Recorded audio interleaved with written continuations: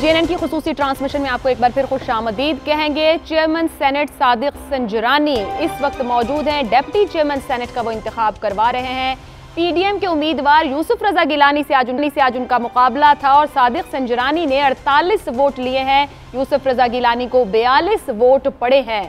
इसका मतलब ये हुआ कि हुकूमत के जो वोट थे वो इंटैक्ट रहे हैं, जो हुकूमत का इत्तेहाद था वोट इंटैक्ट रहे हैं, मगर PDM के जो वोट थे वहाँ 7 वोट मुस्तरद हुए हैं और ये 7 वोट वो हैं जिन्होंने गलत जगह पर स्टैंप किया था। इन्होंने यूसुफ रजा गिलानी के नाम पर स्टैंप लगाई है, जबकि जो उसूल और कवानीन बताए गए थे उसमें नाम के सामने जो खाली डब्बा था उसके अंदर ये स्टैंप लगाई जानी थी। जो पोलिंग एजेंट थे यूसुफ रजा गिलानी के, फारूक H नाइक ने वोटों को मुस्तरद करने को चैलेंज किया। उनका यह भी मौक़िफ़ था कि जो वोट की मोहर है वो नाम वाले खाने से बाहर हो तो उसे मुस्तरद किया जाए। सादिक संजरानी के पोलिंग एजेंट मोहसिन अजीज़ थे, उन्होंने भी अपना मौक़िफ़ सामने रखा और कहा कि उम्मीदवार के नाम के आगे मोहर लगाने का रूल्स में लिखा हुआ है। प्रिजाइडिंग ऑफिसर आज इस पूरे सेशन के जब चेयरमैन सेनेट का इंतखाब हो रहा था मुजफ्फर हुसैन शाह थे, जिनका GDA से ताल्लुक़ है। उन्होंने रूलिंग में कहा कि इस एतराज़ को वो मुस्तरद करते हैं और ये भी कहा कि अगर रूलिंग पर एतराज़ है तो इसको ट्राइब्यूनल में चैलेंज किया जाए। और ये आपको बता दें कि यूसुफ रजा गिलानी के जो साहिबजादे हैं अली कासिम गिलानी, वो ये कहते हैं कि चेयरमैन सेनेट का जो इलेक्शन हुआ है, इसका जो फैसला आया है वो इसे चैलेंज करेंगे और साथ दावा करते हैं कि हम 1 वोट से इलेक्शन जीत चुके हैं। यह है वो सूरत हाल जो अब तक के इंतखाब के बाद सामने आ रही है। मगर दूसरी तरफ कुछ बड़े मज़े के जवाब भी दिए गए हैं, रद्द अमल भी दिए गए हैं। शहबाज गिल साहब, जिनका हुकूमत से ताल्लुक़ है, उन्होंने रद्द अमल दिया है। वो कहते हैं कि गिलानी साहिब से बदला ले लिया। कौमी असम्बली में हमारे 4 वोट ज़ाया हुए, आज 7 ज़ाया हो गए हैं। साथ ही वो मुखातिब करके कहते हैं अब रोना नहीं है, क्या हमने कहा था, यानी वज़ीर-ए-आज़म इमरान खान ने कहा था कि आप ओपन वोट ना करवाएं। दूसरी तरफ एक और बड़े मज़े का जो जवाब है वो ट्वीट ही किया है तलाल चौधरी, जो मुस्लिम लीग नून के हैं। वो बिलावल भुट्टो साहब को मुखातिब करके ये कहते हैं कि बिलावल भुट्टो साहब, न्यूट्रल का मज़ा आया है। अब ये वो सूरत हाल है जो हम यहाँ डिस्कस कर रहे थे और जो हमारे साथ जो पैनल इस वक्त मौजूद है, मैं उसका भी तारुफ करा दूं। मेरे साथ मौजूद है इमरान याकूब खान, इमरान रियाज खान साहब और इस हाथ पे सईद काजी साहब और आरिफ हमीद भट्टी साहब बैठे हैं। तो इमरान रियाज खान साहब, वो मज़ा आया न्यूट्रल होने का, और तो कुछ देर पहले हम डिस्कस कर रहे थे कि कितने वोट किधर चले गए और ये 7 लोगों को क्या वोट डालना ना आया? जो उनके अपने लोग थे ना पीपल्स पार्टी के, उन सब ने वोट डाला और सही वोट डाला। ये वोट डालने का तरीका सबको पता था। 100 बंदों को वोट डालना सिखाना कोई मुश्किल नहीं है। ये वो बंदे हैं जो पाकिस्तान का कानून बनाते हैं। ये वो बंदे हैं जो तय करते हैं कि लेजिस्लेशन करने वाले जो लेजिस्लेटर्स हैं, जो अवाम के मुंतखब नुमाइंदे हैं, उनसे अगर कहीं कोई गलती हो या कोई कोताही हो तो उसकी निशानदेही भी ये हाउस करता है। इसको इसीलिए अपर हाउस कहते हैं। सेनेटर किसी मुल्क का दिमाग होते हैं। सही। और ये सबसे ज़हीन और बेहतर लोग होते हैं अपनी अपनी फील्ड के। ये मुमकिन नहीं है कि इनको ना पता हो कि वोट कैसे डालना, ये सब जानते थे। इमरान, एक सेकंड हम ये दिखाना भी चाहेंगे और आप सब लोग भी देखिए। ये वो वोट है जिसको कहा गया कि ये गलत स्टैंप किया गया, जो रिजेक्ट हुए हैं वोट। इस वक्त आप देख सकते हैं ऊपर सेनेटर मोहम्मद सादिक संजरानी और नीचे सेनेटर सैयद यूसुफ रजा गिलानी का नाम है। जो स्टैंप थी वो डब्बे में कर ली थी। ये वो तरीका है जो यूसुफ रजा गिलानी के बेटे ने सिखाया था। ऐसे अगर आपने वोट ज़ाया करना हो तो ये यूं करते हैं। तो ये 7 वोट उसने ज़ाया करवाए थे पहले अपने वालिद साहब के लिए, और अब 7 वोट उनके अपने वालिद के ज़ाया हो गए हैं। तो जो गंदी सियासत का आगाज़ हुआ था हफीज़ शेख की हार से, हालांकि हफीज़ शेख कभी भी किसी का भी पसंदीदा कैंडिडेट नहीं था। मेरे ख्याल में यहाँ पैनल में जितने लोग बैठे हैं किसी का भी पसंदीदा कैंडिडेट वो नहीं हो सकता।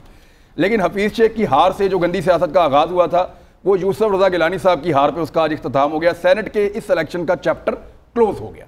अब मामला ये है जो हम इससे पहले बात कर रहे थे, और वो बात कर रहे थे कि न्यूट्रल होने के मामले पे, जो अभी बिलावल भुट्टो जरदारी साहब को पूछा कि न्यूट्रल का मजा आया। लीग से पूछा गया है, तलाल चौधरी नून लीग ने पूछा ना, आया है? तो बिलावल भुट्टो जरदारी साहब को ये चेक करना चाहिए कि वो कौन है जिसने ये 7 वोट खराब किए। ये जो 7 वोट खराब हुए हैं ये बाय डिजाइन खराब हुए हैं, ये जानबूझकर खराब हुए हैं। ऐसा मुमकिन नहीं है कि हुकूमत साइड के सारे लोग ठीक वोट डाल दें और अपोजिशन साइड के 7 लोग गलत वोट डाल दें। मुमकिन नहीं है ना। कोई वहां से भी खराब होना चाहिए था, क्योंकि उनका तो ट्रैक रिकॉर्ड भी खराब करने का भी थोड़े दिन पहले आपने देखा है। बिल्कुल, और वो तो बेहतर जानते थे कि वोट कैसे डाला जाए। ना ही ये सब कुछ नेशनल असेंबली में हो सकता था, जहां पे सारे वोट ठीक निकले अपोजिशन के और हुकूमत के वोट जो है वहां पे खराब हो गए थे। तो ये सारा मामला जो है ना वो टेक्निकल है, और टेक्निकल तरीके से हराया गया है यूसुफ रजा गिलानी को। और हराने के अंदर जो लोग शामिल हैं, मैं आपको अपने सोर्सेज के मुताबिक जो इतला है वो आपको दे देता हूं, और ये भट्टी साहब इसको कंफर्म करेंगे, क्योंकि बाकी सब लोग भी जानते हैं कि 7 बंदों का नाम चल रहा था बाज़ जगहों पे लोगों ने लिखा भी, सोशल मीडिया पे भी आया, पाकिस्तान के मीडिया पे भी आया और लोगों ने इसको डिस्कस भी किया, जिनमें से ये कहा जा रहा था कि 4 बंदे नून लीग के धोखा देंगे। एक बंदा जो है हासिल बजिंजो साहब की एक बलूचिस्तान की पार्टी है, वहां से 2 सेनेटर हैं, उनमें से कोई एक के बारे में कहा जा रहा था। एक एएनपी के जो 2 सेनेटर हैं उनमें से एक सेनेटर साजिद संजानी के साथ जाएंगे, ये कहा जा रहा था।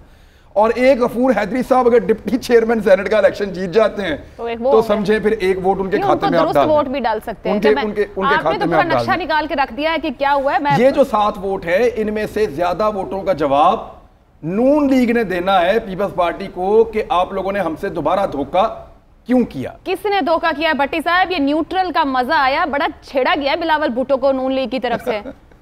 बिस्मिल्लाहिर्रहमानिर्रहीम। आशा मकाफात अमल है, एक अल्लाह का भी निज़ाम है, एक दुनिया अपनी फ्रॉड करती है ना, एक ऊपर भी कायनात है। आपको याद होगा कि अली हैदर गिलानी ने ना सिर्फ पैसों का ऑफर की और वोट कैंसिल करने की, ज़ाया करने की भी तरकीब दी, ज़ाया करने की भी तरकीब दी, वो जो उनके वाला सब हुए थे। भट्टी साहब अगर आप मुझे इजाजत दें तो हमारे साथ इस वक्त शेख रशीद अहमद साहब मौजूद हैं। शेख साहब बहुत शुक्रिया ज्वाइन करने के लिए। सर मुबारक हो चेयरमैन सेनेट सादिक संजरानी साहिब की। खैर मुबारक, ये बहुत ही ठहराव आएगा, बेहतरी होगी, वरना अगर इस अपर हाउस पे अपोजिशन आके बैठ जाती तो मसाइल पैदा होते और जमहूरियत में और टकराव होता और जमहूरियत में और मसाइल जन्म देते। मेरा ख्याल है बेहतर हो गया। 7 वोट हफीज शेख के भी इसी तरह कैंसिल हुए थे, 7 वोट इनके भी कैंसिल हुए हैं। शेख साहब जो फार्मूला है, ये फार्मूला इमरान खान अर्ज कर रहा हूँ, ये जो फार्मूला है, ये फार्मूला तो अली हैदर गिलानी फार्मूला है। उन्होंने थोड़े दिन पहले ये ट्रेनिंग दी थी, तरबियत दी थी आपके लोगों को। अब वही तरबियत उल्टी पड़ गई है, पीडीएम के ग्रुप में चली गई है। जानना ये चाहता हूँ सर कि ये लोग कौन हो सकते हैं? पीपल्स पार्टी के तो नहीं हो सकते। अब पीएमएलएन पे क्या पीपल्स पार्टी शक करेगी? नून लीग पे ही शक करेगी। और गुजारिश ये है कि इमरान खान जो कहता था कि हमें ओपन करने आपका फायदा होगा, सीक्रेट हुए तो आपका नुकसान हुआ, तो वो नुकसान हुआ, हमारा भी हुआ, उनका हुआ, दोनों का हुआ। और ये इलेक्शन सिस्टम सवालिया निशान बन गया। ये सारा इलेक्शन जो है। शेख साहब गुजारिश है कि आपको परसों इंटरव्यू किया, आप बड़े पूरा उम्मीद थे कि पीटीआई ये इलेक्शन जीत जाएगी। अब ये इलेक्शन सादिक संजरानी साहब आप लोग जीत चुके हैं। क्या आप समझते हैं कि अब जो धरना दिया जा रहा, लॉन्ग मार्च दिया है, उसमें पीडीएम और तकसीम होगी या वो धरना कमजोर होगा या मजबूत? पीडीएम कमजोर होगी, धरना भी बस धरना नहीं। अभी तक तो उन्होंने लॉन्ग मार्च का फैसला किया है। अभी ये बैठेंगे इसके बाद और देखते हैं क्या फैसला करते हैं। और ये 30 पहली को यहाँ आएंगे और देखते हैं उसको क्या करते हैं और कैसे करते हैं। शेख साहब आप वजीर दाखिला हैं, ये कैमरों का क्या चक्कर है सर? जरा उस पर रोशनी डालें थोड़ी सी कैमरों पे। अगर कैमरे होते भी तो जिन्होंने वोट देने हैं वो देने हैं, जिन्होंने नहीं देने नहीं देने हैं। अगर कैमरे ना भी होते तो हमने कुरान के अलग पे काउंसलरों को बदलते हुए देखा है जी अपनी जिंदगी में। तो पहली दफा नहीं हो रहा सेनेट में, हमेशा ही सेनेट में ऐसी सूरत हाल होती है। इसका हल वही था जो पीपल्स पार्टी और नून मिल गए के उन्होंने दस्तखत किए थे मिसाक जमहूरियत पे और इमरान खान कहता था और मिलकर करना, इन्होंने नहीं किया और एक दफा हमारे साथ हो गया, इनके साथ हो गया। शेख साहब ऑपोजिशन चैलेंज करना चाह रही है, चैलेंज करने जा रही है इलेक्शन ट्रिब्यूनल में लेकर इस इंतखाब और नतीजे को। और मरियम नवाज ने तो अभी इसके ऊपर बयान भी दे दिया है कि यूसुफ रजा गिलानी साहब को जल्द या बदेर मुबारक हो। आप समझते हैं कि कोई फायदा होगा अपोजिशन को इसको चैलेंज करने का? देखें, अपोजिशन को इतना स्ट्रॉन्ग मीडिया इस मुल्क का 24 घंटे 80 चैनल चल रहे हैं, 40 चैनल चल रहे हैं। जब ये सारी शोर बाजारियां शुरू हुई उस वक्त तो कोई चैनल ही नहीं होता था, किसी पे जिक्र ही नहीं होता था।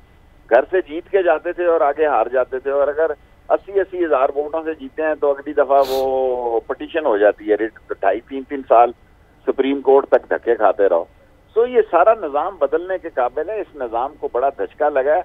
अब इस साल ज्यादा इस वक्त इस सेनेट इलेक्शन में इसलिए लगा है कि टीवी सिर्फ सेनेट चला रहे थे सारे टीवी चैनल, इसलिए लोगों की नजर में ये निज़ाम और बदमजा हुआ है।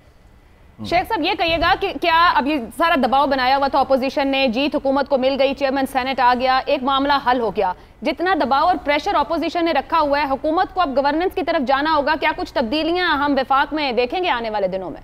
मैं इस पर कोई तबसरा नहीं कर सकता, ये इमरान खान का काम है और वो बेहतर तौर पर इस पर तबसरा कर सकते हैं। Thank you. बहुत शुक्रिया शेख रशीद अहमद साहब हमारे साथ मौजूद थे। आरिफ हमीद भट्टी साहब। एक चीज मैं याद दिला दूं आपको, एक चीज आज से एग्जैक्टली 3 साल पहले 4:14 पे शाम को 12 मार्च 2018 को बिलावल भुट्टो जरदारी साहब का एक ट्वीट है, मैं पढ़ के सुनाना चाहता हूं। उन्होंने कहा कि Ziad opening batsman defeated, Balochistan wins, federalism wins, congratulations chairman senate Sadiq Sanjrani. 3 साल पहले। इसके आगे एक जुमला आता है, सियासत में कुछ हतमी नहीं होता, हमारी हर सियासी जमात और हर सियासतदान कहता है हर बात का इम्कान हर वक्त रहता है। आशा, आज जो 7 वोट हुए ये अगर किसी ने जानबूझ के किए या इत्तफाकन हुए, जब सुप्रीम कोर्ट ने कहा था बार कोड लगा दे, हुकूमत भी कह रही थी काश उस वक्त अपोजिशन वो कह देती तो आज कम से कम उन्हें पता तो लग जाता ये किन के वोट धोखा किसने दिया। देखिए मादी में होती रही सारी गड़बड़ होती रही, मैं तो इस दफा भी ओपन वेल्डिंग के हक में था। ये है तो क्यों नहीं हमारे सियासतदान सीखते भाई, ये दादरी होती रही, क्या सारी उम्र चलते रहना, कोई तो रोके इसको। दुरुस्त। देखें जब सुप्रीम कोर्ट ने कहा था, इलेक्शन कमीशन से रिक्वेस्ट की थी, हुकूमत भी कह रही थी, अगर ये पीडीएम मान चुकी होती कि बारकोड लगा दे तो उन्हें कम से कम ये तो पता चल जाता कि किन किन बंदों ने जानबूझ के वोट खराब किया। लेकिन बदकिस्मती है कि अब देखना, मैं तो ये देखना चाह रहा हूं ऐवान में तो कोई कानून साजी ना फैसला साजी हो पा रही है। पीडीएम को मैं सिर्फ ये देखना चाह रहा हूं अब एजेंसियों को कैसे ये रुसवा करेंगे। नहीं भट्टी साहब, एक और चीज है, क्या ये नहीं होगा कि पीडीएम के अंदर एक फूट पड़ेगी कि ये किसने वोट खराब किए हैं? अच्छा, फूट पड़ गई है। मैं अब जो गया हूं ना, आशा पीटीआई के एक मैंने सेनेटर से बात की, सॉरी नून लीग के, और पुराने हैं वो, इस दफा भी नहीं है। मैं क्या सर सुना है आपका भी नाम आ रहा है कि आपका वोट खराब हुआ है। कहते हैं आपने मुझसे तो ये पूछ रहे हैं, इसहाक डार साहब से पूछें या नवाज शरीफ से पूछें, उनका समधी इसहाक डार खुद क्यों नहीं वोट डालने वो तो मुअत्तल ही हो गया, नोटिफिकेशन हो गया सेनेटर से। नहीं, उनको वोट डालने के लिए कुर्बानी देनी चाहिए थी, जमहूरियत के लिए इतनी कुर्बानी तो बनती है। मुस्लिम लीग नून के नहायत और नवाज शरीफ से सिंसियर है, वो कहते हैं यार कि कुर्बानी हम ही क्यों दे, इसहाक डार साहब क्यों नहीं आए। अगर इसहाक डार साहब चलो एक केस आए होते तो उनका एक और वोट बढ़ जाता ना। नहीं भट्टी साहब, बात फिर वही आ जाती है ना कि क्या वाकई जमहूरियत के लिए सब कुछ हो रहा है। सईद काजी साहब, ये जो 7 वोटों का मामला बन गया और जो इमरान खान बता रहे हैं कि ये 7 वोट कौन है और किधर से हैं, ये जमीर के मुताबिक 7 गलत हो गए हैं, ये न्यूट्रल हो गए हैं, ये क्या हुआ है? ये जमीर किसी बंदे से ना है। नहीं सर, वो याद आती है जिसको कहते हैं। मैं आपसे एक अर्ज करना चाहता हूँ, बात ये उसी बंदे से रख लो बेशक। आप अभी कह रही थी कि ये इसको क्यों नहीं शफाफ बनाते। मुझे बताएं, इस मुल्क में अगर मेरिटोक्रेसी हो, मेरिट पे लोग इलेक्शन लड़ें, शफाफ हो, इनमें से जितने चेहरे आपको नजर आ रहे हैं ये उस सीटों पे बैठे हों, विल दे बी देयर? दुरुस्त। ये सिर्फ इसलिए हैं कि ये वारदात है, नहीं आने देते, और इसीलिए। और अभी आपने एक बड़ी बात की, सियासत में कोई चीज हतमी नहीं होती। इसका क्या आसान उर्दू में मतलब है, इसकी कोई अखलाकियात नहीं होती, कोई अखलाकियात, या जिसकी कोई अखलाकियात ना हो, नजरिया, ये वजह है। ये खुद नहीं करने देते, ये उन लोगों के ऊपर, क्योंकि ऊपर हर चीज कंप्रोमाइज है, सिस्टम कंप्रोमाइज होता है, ऐसे बंदे चाहिए होते हैं। आज मुझे जो फोन आ रहे हैं, मेरे तो कोई खास सोर्स नहीं है भट्टी साहब के अलावा, मुझे जो लोग कह रहे हैं कि मुस्लिम लीग नून ने खुद हरवाया उनको। मुझे एक साबिक बहुत अहम एजेंसी के साबिक आदमी का, जो मेरे हॉस्टल फेलो थे, उनका मुझे अभी मरियम नवाज उनको मुबारकबाद दे रही है कि जल्द या बदेर गिलानी साहब आपको मुबारक हो। वो तो पब्लिक कंजम्पशन के लिए करते रहे। उन्होंने कहा यार ये पहले तय था, इन्होंने नहीं जितवाना था इसको, गिलानी को। तो अंदर बड़ी रिजेंटमेंट थी, मुस्लिम लीग नून के अंदर भी बड़ी रिजेंटमेंट थी। नहीं, वो ये समझ रहे थे अक्सर लोग कि जरदारी हमें इस्तेमाल कर रहे हैं और हमारी इस लड़ाई का फायदा उठा के वो मैक्सिमम अपने मुकदमे भी खत्म करा लिए उन्होंने, और जो है गिलानी साहब को सेनेटर भी बनवा लिया। अब चेयरमैन सेनेट भी पीपल्स पार्टी को दे दे। इसी गुफ्तगू को इमरान याकूब खान साहब आगे लेके चलते हैं। क्या वाकई जरदारी साहब इस्तेमाल कर रहे थे? तो जो अब ये हो गया है मामला, जो उनकी जीत ना बन सकी, ये फिर पीडीएम में जरदारी साहब की से रह जाएगी, आगे की स्ट्रेटेजी वो तय करेंगे या नून लीग तय करेगी? समीना, सॉरी आयशा, ये सब अभी क्या सराई हैं। ये जो कहा जा रहा है इमरान खान साहब की तरफ से या किसी की तरफ से कि ये मुस्लिम लीग नून के लोग थे, ये एएनपी का बंदा था, ये सब क्या सराई हैं, हतमी को बात नहीं है। लेकिन इस बात में कोई शक नहीं है, ये कोई क्या सराई नहीं है कि पीडीएम को आसिफ अली जरदारी साहब चला रहे थे, उसको ड्राइविंग सीट पे वो थे। और उसका तो आप खुद देखें कि जब उन्होंने पीडीएम के सरबराही इजलास में टेलीफोनिक गुफ्तगू की, उनकी हुई वहाँ नवाज शरीफ से भी, तो उन्होंने उसमें भी उनको कहा कि आप हमें ये करने दें, हम पुराने खिलाड़ी हैं, हम आपको ये करके देंगे। उसमें बहुत सारी चीज़ें तय हो गई थी उनकी आपस में। अब सूरत हाल ये है कि अब देखना ये है कि ये रिजल्ट तो हो गया। अब उसमें आसिफ जरदारी साहब ने उसी इजलास में ये भी कहा था कि अगर हम कामयाब नहीं होते क्योंकि आज का ये दो इलेक्शन जो है ना, हफीज़ शेख साहब वाला और चेयरमैन सेनेट वाला, इन्होंने आगे ये डिटरमिन करना था कि क्या अपोजिशन यानी पीडीएम इस पोजीशन में है कि वो तहरीक अदम एतमाद ला सके और उसको कामयाब करवा सके। इससे ये फैसला ये होना था। नवाज शरीफ इस वक्त और मौलाना फजलुर रहमान वो एक ही मुतालबा करते हैं कि जनाब इलेक्शन नया होना चाहिए, हमने किसी चीज़ पे कंप्रोमाइज़ नहीं करना, हमें फ्रेश इलेक्शन। भाई ये इस्तीफों वाले ऑप्शन पे वापस जाएंगे। अच्छा, मैं अब उसी तरफ आ रहा हूँ। अब उस वक्त आसिफ जरदारी ने नवाज शरीफ से इस पे मशरूत रजामंदी का इजहार किया था कि जी बिल्कुल अगर ये हम नाकाम हो गए तो हम फिर असेंबलियों से इस्तीफा देने में, ऐसे ही है सर। तो ये कौन चाह रहा है कि असेंबलियां ही तरजीह बने, इस्तीफे ही तरजीह बने? अब ये है कि अब देखते हैं कि क्या आसिफ जरदारी इस पे क्या अपना मौक़िफ़ देते हैं और नवाज शरीफ की तरफ से उन पे क्या प्रेशर आता है। अच्छा, आपने बड़ा पॉइंट उठाया ये। हाँ, मैं इसी को आगे कंटिन्यू। नहीं, ये आप भट्टी साहब को ले जाएं वैसे। भट्टी साहब ये नहीं आप कमेंट नहीं, आप भट्टी साहब को ले जाएं, मुझे समझ आ गई आपकी बात। अब ले जाएं, फिर बाद में इस पे बात करते हैं। भट्टी साहब ये जो बात कर रहे थे कि कमिटमेंट थी कि हम पहले ये करके देखते हैं और फिर इस्तीफों की तरफ जाएंगे, तो ये कौन चाह रहा है कि फिर इस निज़ाम के अंदर ये आप इस्तीफों का खेल शुरू करें और एक नया ड्रामा और तवज्जो बजाय गवर्नेंस और डिलीवरी पे हो, ये इस टैक्स का पैसा इसी काम पे ही लगा रहे? देखें, आसफ अली जरदारी पहले दिन से चाह रहे थे 5 साल पूरे हों इस हुकूमत के, वो गारंटी थे। उनको एनआरओ मिल चुका था, उनकी गिरफ्तारियां नहीं हो रही थी। और अभी जो इमरान खान साहब ने कहा है 101% नून लीग ने, अब मैं कुछ बातें रिजर्व कर वो जान के हरवाया है आसफ अली जरदारी को मैसेज देने के लिए, भाई हम कह रहे थे रिजाइन दो। अच्छा, तो भाई ये देख लो, नहीं हो सका, अदम एतमाद आप नहीं ला सकते। लेकिन मैं अगली बात बता दूं, आसफ अली जरदारी रिजाइन नहीं देंगे और पीडीएम तकसीम होने के आसार है, क्योंकि उन्हें कुछ नहीं लूज किया उन्होंने। नहीं तो भट्टी साहब, ये जो 26 तारीख को लॉन्ग मार्च, इसके अंदर अब आपको नजर आता है कि ये सारे इकट्ठे होकर वो जोर लगा के आएंगे? क्योंकि देखें, नवाज शरीफ साहब और फजलुर रहमान साहब, ये आपने भी रिपोर्ट किया और मेरे पास भी इन्फॉर्मेशन है कि वो ये चाहते हैं कि लॉन्ग मार्च खाली लॉन्ग मार्च ना हो, बल्कि आकर हम बैठ के अपने मुतालबात रखें, और वो लॉन्ग मार्च प्लस करना चाह रहे हैं। अच्छा, मैं माफ़ी चाहता हूँ अगर आप मुझसे बात आपसे इख्तलाफ करूँ, वो लॉन्ग मार्च या धरना नहीं चाह रहे, वो इस्लामाबाद में जलाओ घेराव चाह रहे हैं। प्लस उनका ख्याल है कि जब तक उनकी तारीख को, उनकी मूवमेंट को खून नहीं मिलेगा, इमरान खान की हुकूमत नहीं जाएगी। क्योंकि वो आपस में जब मीटिंग करते हैं कहते हैं 126 दिन इमरान खान ने धरना दिया तो हुकूमत तो नहीं गई, हुकूमत तो उस वक्त जाएगी जब मुल्क में जलाओ घेराव होगा। ये मौलाना फजलुर रहमान साहब और मरियम नवाज साहबा के दरमियान 10 दफा बात हो चुकी है। आप मौलाना फजलुर रहमान प्रोड्यूसर साहब उन्हें लाइन पे, लेकिन अगर आपको याद हो तो जब आप करें, जब आपको याद हो कि जिस वक्त मियां नवाज शरीफ साहब ने शुरू में पीडीएम के इजलास के अंदर बात की थी, तो उन्होंने ये कहा था कि, और ये ऑन एयर भी आया था वो, यानी सोशल मीडिया के थ्रू, मियां साहब ने ये कहा था कि सारे लोग लॉन्ग मार्च पे मौलाना फजलुर रहमान साहब की क़यादत में जाएंगे, जब इस्लामाबाद पहुंचेंगे तो वहां बैठेंगे और अपने इस्तीफे मौलाना साहब के जरिए से स्पीकर तक पहुंचा देंगे और वहां हम इस्तीफे जमा करवाएंगे। यानी उन्होंने ये राह बना ली है कि 26 तक ऐसा मोमेंटम बनाया जाए कि हम जाकर इस्तीफे जमा करवा दें और उधर ही बैठ जाएं। मेरी राय है कि पीपल्स पार्टी किसी कीमत पर इस्तीफे नहीं देगी। मौलाना के पास है ही क्या जो उन्होंने देना है। नून लीग, मरियम नवाज साहबा बहुत ज़्यादा डेस्परेट है, जज्बाती हैं।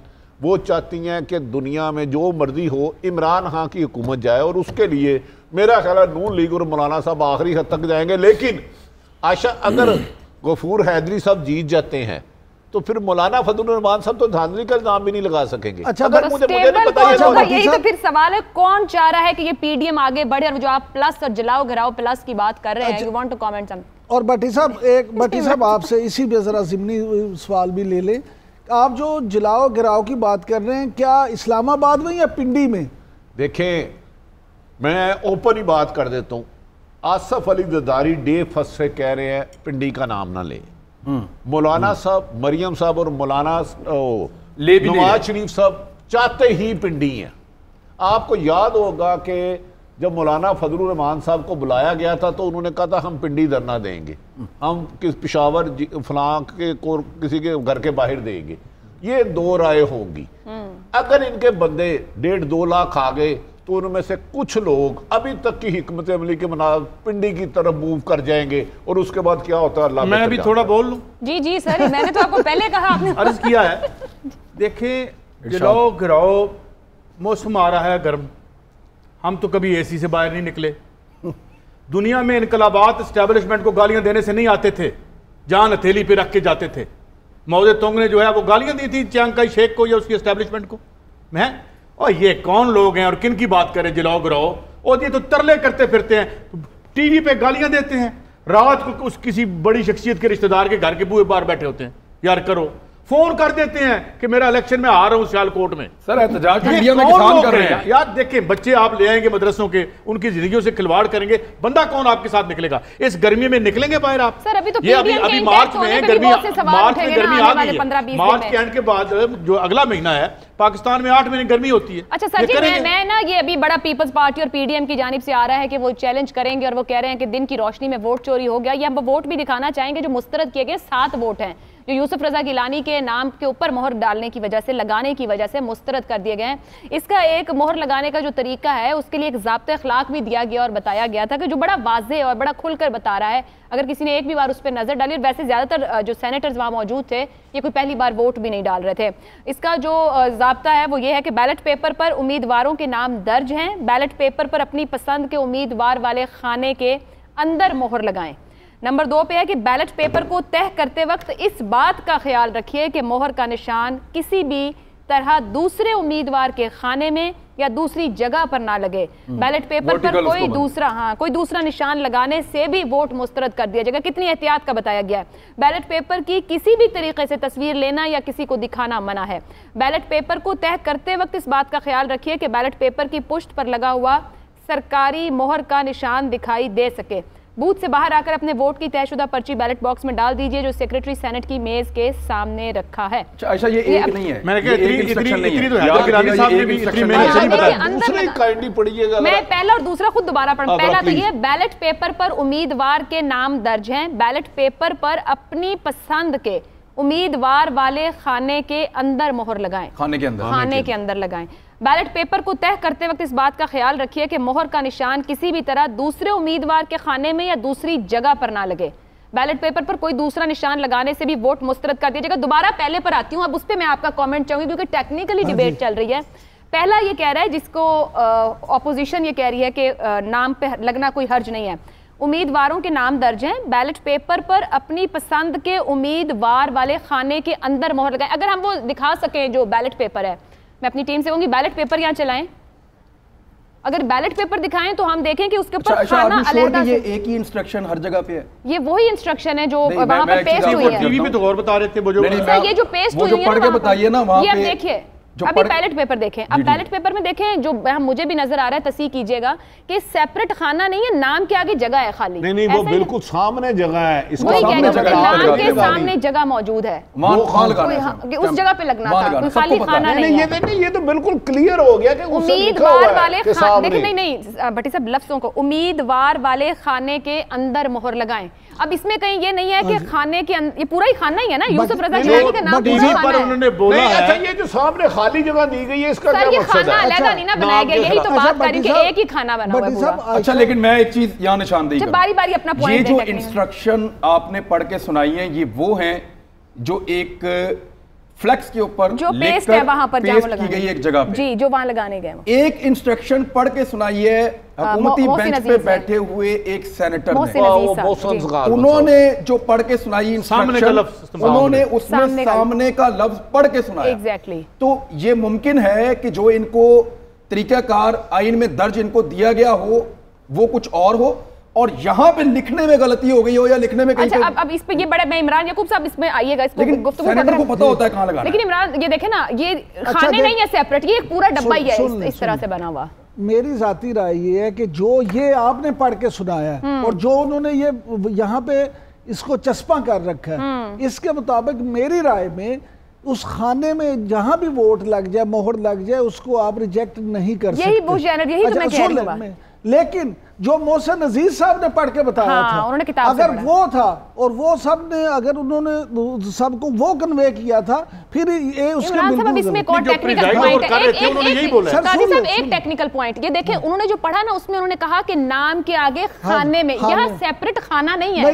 बाज़ औक़ात आप देखें जब नाम लिखा जाता है ना तो नाम के आगे यूं खाना भी होता है। ये देखें, ये जैसे मैंने बनाया, यहाँ आप नाम लिखें ये खाना है, इसका मतलब है कि आपने इस खाने में स्टैंप लगानी थी। अगर ये लिखा होता इतना सादा हमारे होता साथ फवाद चौधरी साहब मौजूद हैं। फवाद साहब नाम पे निशान लगाएं। अच्छा फवाद चौधरी साहब, क्योंकि आप लीगली भी हमें थोड़ा इसके ऊपर वो कर सकेंगे। एक तो मुबारक हो, हुकूमती उम्मीदवार सादिक संजरानी साहब चेयरमैन सेनेट मुंतखब हो गए।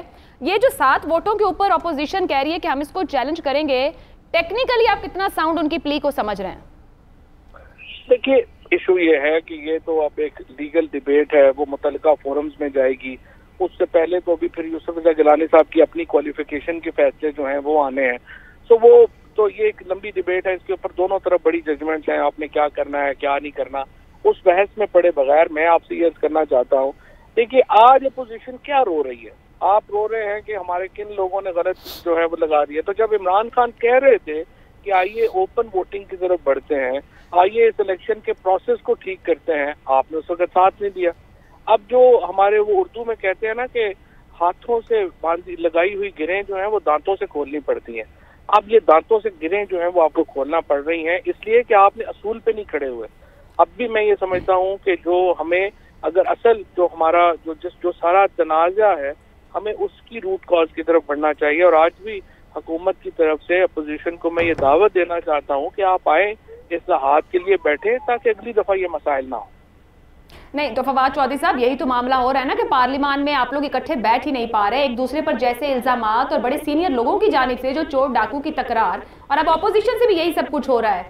तो टीवी चैनल्स के ऊपर आकर तो शायद आप लोग एक दूसरे की ना सुन पाए, अगर पार्लियामान के फ्लोर पर आप एक दूसरे को मुतवज्जे नहीं कर पा रहे। देखिए इशू ये है कि इशू सिर्फ हमारे 7-8 केस हैं। प्रॉब्लम ये है कि जो मरियम के पापा और बिलावल के पापा जो हैं उनका इंटरेस्ट है सिर्फ 8 केसों से। अब मुल्क का इंटरेस्ट तो नहीं है उन 8 केसेस से। ये तो नून लीग के पीपल्स पार्टी की जो सीनियर लीडरशिप है उसने सोचना है ना कि उन्होंने गुलाम ही रहना है मरियम के पापा का और बिलावल के पापा का, या हमने आगे बढ़ना है। अगर आगे बढ़ना है तो फिर हम बढ़ेंगे ना, अगर नहीं बढ़ना तो फिर तो ज़ाहिर खड़े रहेंगे, फिर वो जैसा अभी तस्वीर बहा रहे हैं यही बहाते रहेंगे अगले सालों में। मगर एक फिर वही बात आपसे, क्योंकि आपका एक लीगल एंगल भी है, वही टेक्निकली बात जिसको अपोजिशन उठा रही है कि सामने किसी खाने की निशानदही नहीं है, नाम के आगे सिर्फ जगह है। तो उस जगह यानी कि उस पूरे खाने में अगर कहीं भी स्टैंप लगी है, आप समझते हैं कि अपोजिशन की स्ट्रेंथ है अपने लीगल पर्सपेक्टिव को सामने रखते हुए? क्योंकि मुबारकबाद भी दी है मरियम नवाज ने, जल्द या बदेर गिलानी साहब को इस बात कर, वो इलेक्शन ट्राइब्यूनल जा रही है पीडीएम। लेकिन नहीं, वो मैंने जैसा किया वो तो उससे पहले फिर गिलानी साहब की अपनी डिस्क्वालिफिकेशन का फैसला भी तो आना है ना। वो तो फिर कॉम्पिटेंट फोरम जो है वो तो अब ये जो रूलिंग है ये तो आ गई आपकी हतमी। अब आप इसको चैलेंज करना चाहते हैं, उसके कानूनी तरीके मौजूद हैं, वो आप जाएंगे उसमें जाएं और करें। और उससे भी अगर आप जो है वो आसान है, वो ये है कि आपके पास हमेशा नो कॉन्फिडेंस का जो है वो इख्तियार है। अगर अपोजिशन को लगेगा कि वो बड़े ताकतवर हैं तो वो नो कॉन्फिडेंस की तरफ चले जाएंगे। वो तो चौधरी साहब एक चीज बताइए, वोट जाया कैसे हो गए? ये तो अब मुझे लगता है अली हैदर गिलानी से आप फोन करके पूछ लें, क्योंकि लगता है कि उनकी इंस्ट्रक्शंस को फॉलो बड़ा अपोजिशन ने यहाँ पे किया है। अच्छा, अभी जो शेयर किया ना मुस्तफा नवाज खोकर साहब ने, उन्होंने एक कानून शेयर किया इलेक्शन कमीशन ऑफ पाकिस्तान के हवाले से, multiple stamps on a symbol of a particular candidate as well as stamps on both the symbol and the name of the candidate will also be counted as valid votes, the election commission of Pakistan explained. Sir वो तो अपने लोग case जीत गए ना 1 vote से। मुस्तफा को काफी मौका मिलेगा अदालतों के सामने जो है वो जाके आर्गू करने का इंशाल्लाह। फवाद साहब, वैसे आप मौजूद हैं तो बड़ी इंस्ट्रक्शन की बात कर रहे हैं। सुबह आपने बड़ा ऑपोजिशन आपका शुक्रिया अदा कर रही थी कि आपने बड़ी मेहरबानी की, जो कैमरा उनको नहीं भी मिले थे आपकी हिदायत को फॉलो करते हुए उन्होंने ढूंढ लिए। ये किस किस्म के कैमरा इंस्टॉल्ड थे? आपको तो कोई खबर आई होगी इस बारे में? मैंने सारा दिन इन्होंने कैमरों की तलाश में जाया किया है, उतनी तवज्जो अपने अब लोगों पे देते तो आज अभी उनको ये दिन ना देखना पड़ता। अच्छा फवाद चौधरी साहब, या कैमरे लगे रहने देते तो शायद ये दिन ना देखना पड़ता। अच्छा फवाद चौधरी साहब, 7 वोट कौमी असम्बली में जाया हुए, आज भी 7 ही वोट हुए, तो ये लकी 7 का खास चक्कर तो नहीं है? सही कह रहे हैं आप, ये मेरा ख्याल है कोई सात के ही लश्कर है ऊपर और नीचे, तो वो देख लेते हैं, वो पता यही तो होता है। ट्रेसेबल वोट होता तो आज ये सारे गैस ही ना कर रहे होते। और फवाद चौधरी साहब, जमहूरियत की फतह हो गई आज। जमहूरियत की देखें ईमान, बात यह है कि फतह क्या है, इशू ये है कि जब तक आप अपनी बुनियादें ठीक नहीं करेंगे, एक तो प्राइम मिनिस्टर साहब हमेशा अपने इखलाकी जवाल की तरफ बात करते हैं, जब तक हम वो बेहतर नहीं करें, जब तक ये सिस्टम्स रिफॉर्म नहीं करें, तो जाहिर है ये चीजें तो फिर चलती रहेंगी और इसमें कभी कोई जीतेगा कभी कोई जीतेगा। अच्छा फवाद साहब, क्या अब अपोजिशन को आप दावत देंगे कि चलो माली में जो होता रहा इलेक्शन रिफॉर्म्स आगे आके करें, शो ऑफ हैंड करें, या उसमें जो बेहतरी ला सकते हैं इक्विपमेंट के जरिए, तम प्रेशर, इस किस्म की कोई दावत देने का इरादा है हुकूमत का अपोजिशन को कि आइंदा शफाफ हो, कोई शक शुक बना रहे? 100%। मैं एक्चुअली अभी भी जब ये संजरानी साहब का फैसला आया तो मैं, चूंकि जेलम पीएम साहब और जा रहे थे तो मैं और पीएम साहब अभी इकट्ठे ही थे, तो अभी मैं वापस आ रहे थे तो वो फिर पीएम यही कह रहे थे कि ये तरीका नहीं है, हमें अल्टीमेटली जो है वो उन रिफॉर्म्स की तरफ ही जाना चाहिए और ओपन वोट का हम जो कह रहे थे उसकी तरफ हमें बढ़ना चाहिए।